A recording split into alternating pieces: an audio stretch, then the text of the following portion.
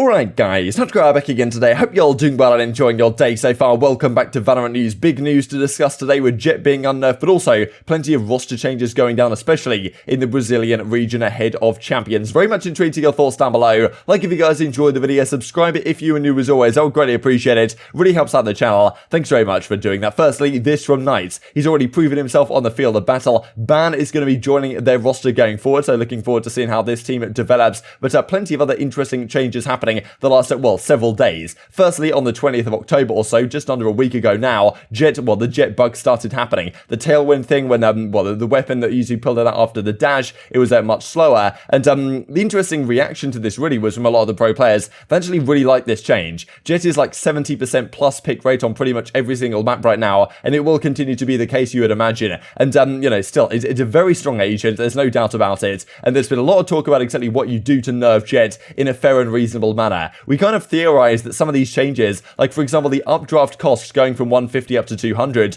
could have been a change that they were considering making, but they weren't meant to put them live at the time they did with 3.08. But still, without 3.09 coming into play, seems like they just did push ahead and fix these Jett bugs regardless. But still, they called them a bug, and I guess technically they are a bug because they described them as a bug. But still, a lot of people would have said these are actually a step in the right direction for Jett. Now, whether it did the right changes to Jett, because to be fair, it kind of hurts the offensive play style for Jett. Like if you want to dash out to make it, to create space for your team, then it's going to take you ages to put your weapon out, therefore maybe not ideal. Updraft costing more also kind of affects that to some degree. At the same time, maybe what should have been changed is the ability to dash away so quickly, right, to just stand in the middle of nowhere with an operator, take a shot and get out of there. That's kind of the things that people were saying from the defensive side. That's maybe where it needs some nerfing as opposed to the offensive plays, which kind of we like to see made. But of course most pro players don't play Jett, therefore they don't really mind if Jett gets nerfed, and actually we're pretty happy about it, because of course it is a very strong agent right now. So as Som says right here over at NRG, he's not particularly happy with this reversal being made, right? We saw a number of pros really happy with the fact that this these changes initially being made. Asuna and the 100 Thieves guys being one of them. He's clearly not too happy right now. Maybe some of the Jett players I'm sure will be happy it's been reverted. But to me it definitely indicates that they are considering some Jett changes. Whether what happens in 3.09 we will see. But maybe these just weren't the Jett changes they were intending to make. But they were the ones that went out for whatever reason, by accident you could say. And yes, updraft is now back to 150 credits. So you can now buy on the pistol rounds a ghost and 2 updrafts if you want to. You won't be able to do that you wouldn't be able to do that a couple of days ago during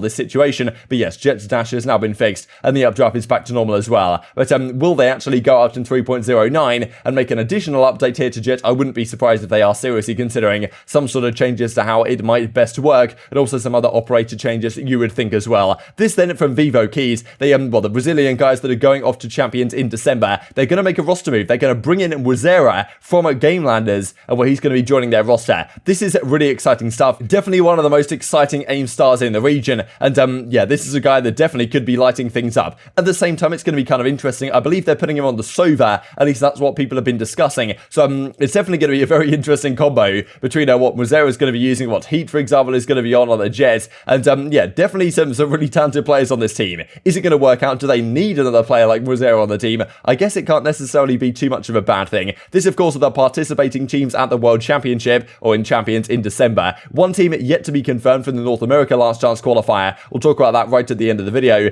X10 is one of them, Team Secret is another one. We'll talk about that here in just a second. But of course, Keyd also right here from the Brazilian side. Now, they're going to be making some moves. You can see, I'm pretty sure the move they're going to be making is NTK out of the team, Mwzera into the team, and maybe switch some things around on the rest of the squad if it is required to do so. But yes, very exciting stuff, to be honest. Definitely, kind of the game method, you could argue. Just hopping into this team straight away and giving it a go for the champion side. But whether this is going to be a good move or a bad move, that remains to be seen. But probably one that is pretty exciting for Valorant regardless. These also then, just talking about X10 and Team Secrets, they've both been having some tough times lately, right? So as Elustrado says right here, X10 and Secrets both not looking so good in their recent games. Either they're saving strats for champions, or should we be concerned at this point that these guys have somewhat fallen off from, of course, the Southeast Asia type region? Especially, this was pointed out on Reddit right here. X10 were using this, 4 controller Metron Breeze, and it just did not work out for them at all. Pretty sure they went on to lose this map 13-4, and of course they've got Jett, which is a no-brainer, but then they've got Brimstone, Viper, Omen, and Astra. It's kind of an interesting combo, not so easy to retake sites with this type of stuff, and